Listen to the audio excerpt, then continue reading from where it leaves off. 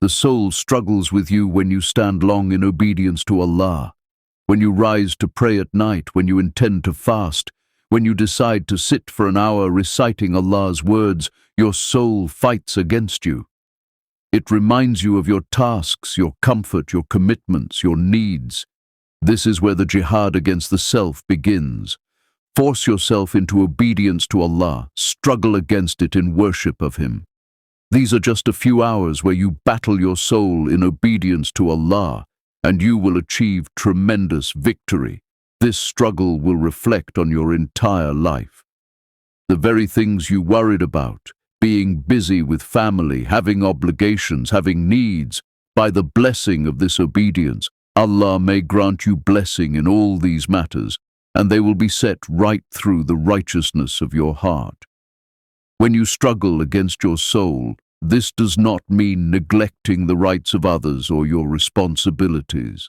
Unfortunately, what occupies most people today is running after worldly matters. Whenever they stand in obedience to Allah, Satan comes and reminds them of their needs and worries, so they abandon the worship of Allah. Here we need to struggle against ourselves, to be patient and steadfast. By Allah, you will find all goodness because you are with Allah. We must know that turning away from obedience to Allah is an evil matter. The Muslim must struggle against himself to continue in obedience to Allah, just as Ibn Masud did when he opposed his desires and remained patient through long hours of standing in prayer with the Prophet. Anas reported that the Messenger of Allah said, "Three things follow the deceased: his family, his wealth, and his deeds. 2 return, and 1 remains.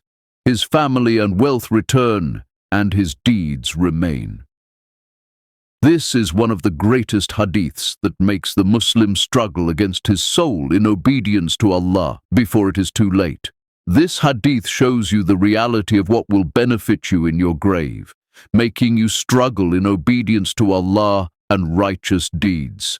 This is what will comfort you in your grave. As for exhausting yourself and struggling in worldly desires, gathering wealth, being occupied with family and children who distract you from obligations and recommended acts, and perhaps lead you into forbidden things, tomorrow neither wealth nor family nor children nor spouse will benefit you. Only your righteous deeds will benefit you. So what will benefit you in your grave? He said, "And his deeds remain." Your prayer, your humility, your voluntary prayers, fasting Mondays and Thursdays, charity, remembrance of Allah, recitation of the Quran, honoring parents, kindness to people, helping the poor and needy, comforting the broken-hearted, sponsoring orphans, feeding the poor. This is what will benefit you with Allah.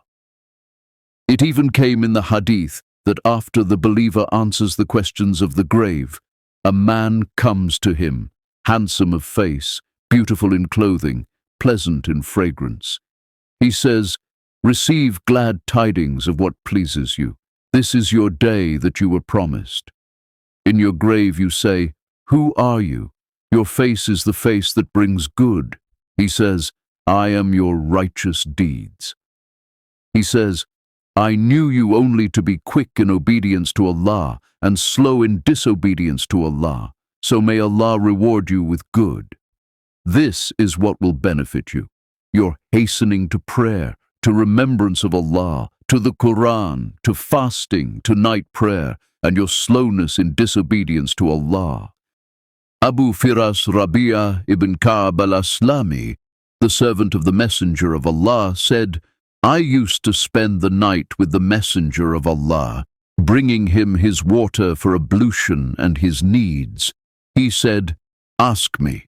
I said, 'I ask you for your companionship in paradise.' He said, 'Or anything else?' I said, 'That is it.' He said, 'Then help me regarding yourself by prostrating much.' Consider how he said, 'Help me regarding yourself by prostrating much.' He alerted him to the struggle against the soul and that this path requires struggling against the soul. Help me regarding yourself, because the human soul commands evil. The human soul calls him to laziness, to sleep, to comfort, to abandoning night prayer. If you want paradise, you must oppose your soul's desires. You stand at night feeling lazy, sleepy, tired. Struggle against your soul. Force yourself to rise for some hours of the night and prostrate much to Allah.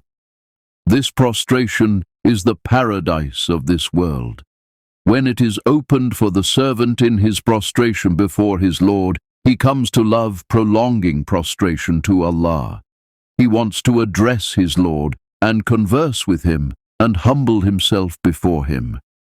He enjoys in his prostration closeness to Allah, longing for meeting him, saying, "O Lord, I have nothing but your pardon, nothing but your mercy. I want nothing but your closeness. I long for you, O Lord. I love you, O Lord." The reward for closeness to Allah in this world is that Allah brings you near to Him, elevating you in the highest firdaus and making you a companion of the Prophet. We ask Allah to make prostration the coolness of our eyes and the delight of our souls. Praise be to Allah, Lord of the worlds, and may Allah's peace and blessings be upon our Prophet Muhammad and all his family and companions.